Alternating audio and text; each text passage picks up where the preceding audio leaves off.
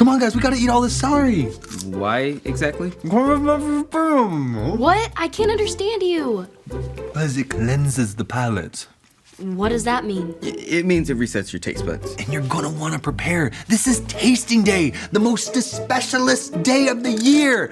Next to Christmas and Thanksgiving and Easter and National Bird Hugging Day. I hope tasting day is tastier than this celery. It is. Whatever Chef Elaine is preparing, you're gonna wanna experience every sweet, spicy, salty, savory, even bitter bit. Whoa, don't hog all the celery, Mike. It's okay, he can have mine.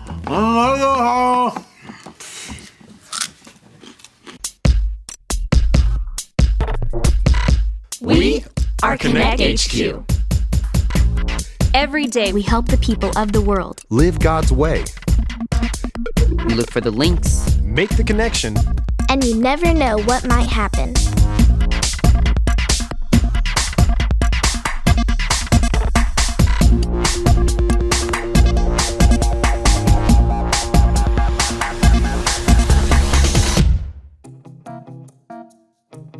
My name is Mike, and this is the time we stopped being selfish. Ew, Mike, don't floss in here. What? I've got celery stuck in my teeth. Are you excited for tasting day? Oh, I decided not to participate this year. I wanted someone else to have my spot. How selfless of you. I am beyond excited. I couldn't sleep. And it's Edison's first time. I wish I could relive my first tasting day. So how does this work again? Okay, so Chef Elaine creates 3 new dishes that aren't on the menu, and then the lucky tasters get to vote on their favorite, but only the winning dish gets to appear on next year's menu. The others disappear forever. Well, I can't wait. I'm glad you turned in my invitation, Mike. Me too. Do what now? I said I'm glad you turned in my invitation for tasting day, so I can try the new foods. Was I supposed to do that?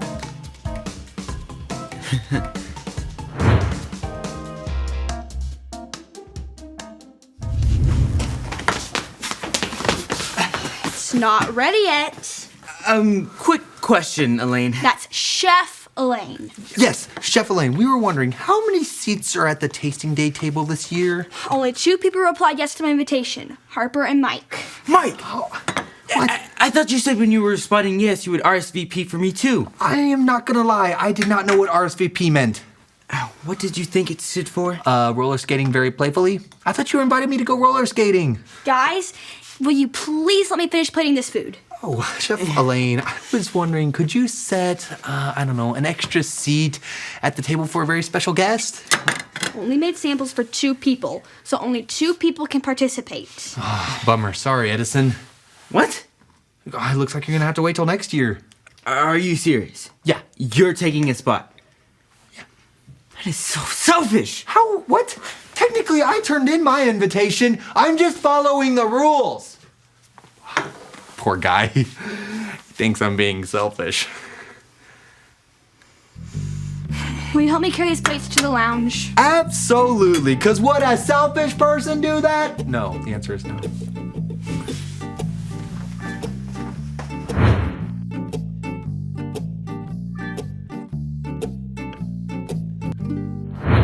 We just got this postcard from our friend Chloe in Appleton, Wisconsin.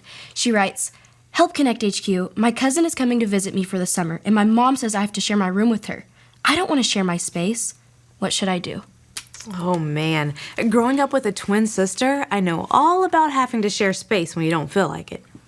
You know, my friend Hannah comes over for sleepovers a lot, and every time she comes over, she asks for my favorite pillow.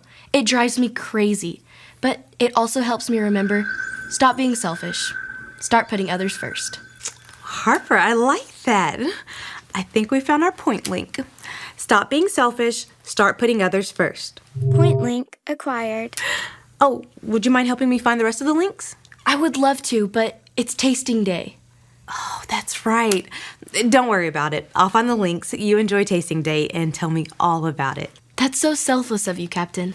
So selfish. So selfish. Edison, it's almost time for tasting day. Want to join me? I'm not doing tasting day. Why not? I'm not here to blame anyone, but I trusted somebody with my invite.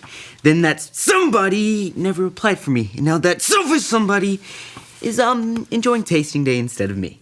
Well, I'm sure it was an accident. I'm sure somebody didn't do it on purpose. He's done tasting day before. Why couldn't he give me his spot? Well, that would be a good way for him to stop being selfish, start putting others first. Exactly. Well, you know how much somebody loves food. You can have my spot, Edison. That's nice, but really, it's okay. Welcome to Tasting Day. It's time to begin. What are we tasting? Tell me! First, we have a lovely grass-fed Kansas City strip steak with kimchi, baked in a light crust. Mike, we need to talk about I this. don't know what half of those words were, but I liked one of them, which was steak. Fish sticks. No, this is maize-crusted Chilean tilapia, drizzled with a pomegranate reduction. Fish sticks. I love fish sticks. Mike, can we talk? And last, but not least, Donuts. well, it's a deconstructed take on the American classic. This deep-fried dough ring is infused with cinnamon, cardamom, and clove. The glaze is caramelized with ginger and orange zest sugar. Donuts. Mike, What? we should be sharing this with Edison. It's selfish to keep this to ourselves. But tasting day. What's wrong? I don't know. Well, it's Tasting Day. Taste it. I'm trying. Mike, I think you know what we need to do. I do. I really appreciate you helping me find the links for Chloe's problem with her cousin. No problem. Was that your stomach?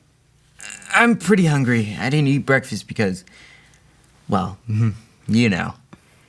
I was expecting to be tasting stuff right now. Well, I think I found the Bible link, and we'll see if it fits Chloe's problem, and then we'll work on getting you a snack. Sounds good.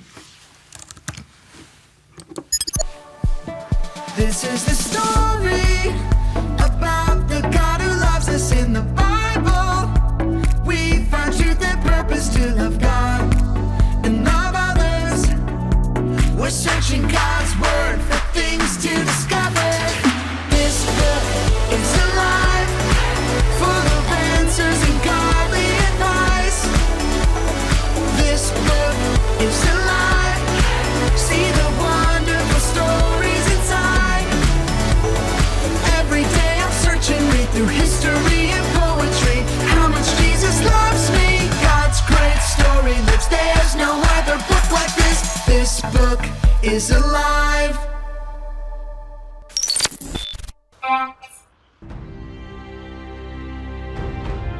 Way back in the Bible.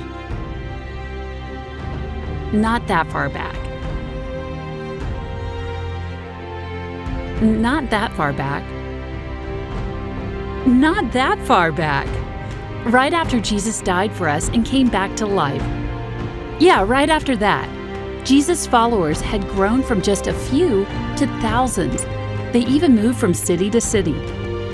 One of their leaders was one of Jesus' original 12 disciples. You may have heard of him. His name was Peter. He traveled around preaching and teaching the people how to live and love just like Jesus. In the city of Joppa lived a believer named Tabitha. She was always doing kind things for others and helping the poor. She showed others God's love by making clothes for people who needed them. But she got sick and died.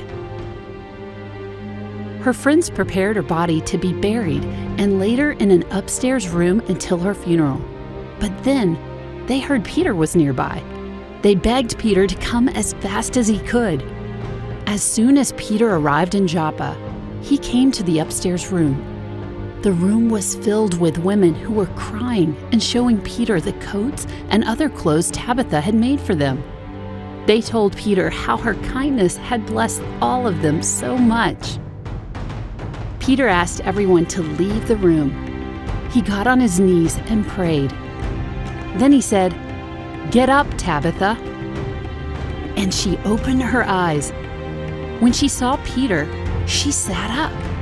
Peter gave Tabitha his hand and helped her up. Then he called in the widows and all the believers, and he showed her to them, alive. The news spread through the whole town. Many people believed in Jesus because of the miracle of Tabitha's coming back to life. But many had already come to know Jesus because of the way she lived, loved, and served others. We can follow Tabitha's example by living and loving like she did. Tabitha showed that she wasn't selfish by doing kind things for people in need. People saw love in Tabitha, not selfishness. Oh, maybe this can help remind Chloe to serve her cousin and to help make her comfortable while she shares her room. That's great. Edison, I need help. What's up? I can't taste anything, and it's tasting day.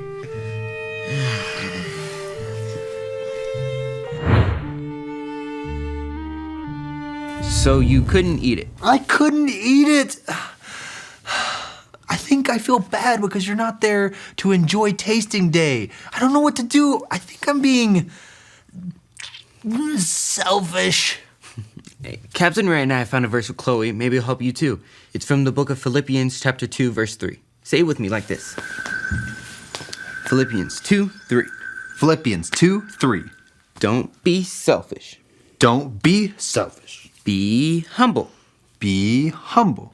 Thinking of others as better than yourselves. Thinking of others as better than yourselves. If you don't want to be selfish, you have to think about other people when you make decisions. Other people's thoughts, needs, and feelings matter as much as yours do. Yeah, when it comes to tasting day, I was only thinking about myself. I'm sorry, Edison. Thanks, Mike, but I shouldn't have dumped my responsibility on you. I should have turned in my own invitation. Besides, you love tasting day. I couldn't eat anything. I tried. I really did. But I think God was showing me that my selfishness was hurting others, even if I was too selfish to notice. I want you to experience tasting day, Edison. How selfless of you, Mike. Now, come on, we better get going before the food gets cold.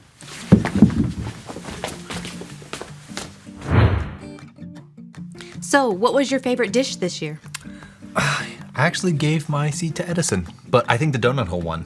Oh, that was very nice of you to give him your spot. I know that this was a big day for you. Yeah, but it felt better to be selfless than selfish, and now I can actually enjoy my food. That's a weird one. What exactly is on that sandwich? Donut holes and fish sticks. It grows on you, slowly.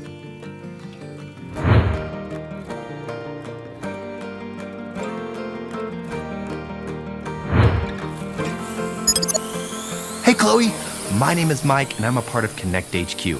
And we found this answer for you. The Bible tells us this in the book of Philippians. Say it with me like this. Philippians 2:3. Don't be selfish. Be humble, thinking of others as better than yourselves. You can't only think about what you want all the time. Remember, people have thoughts, feelings, and needs, and they matter too.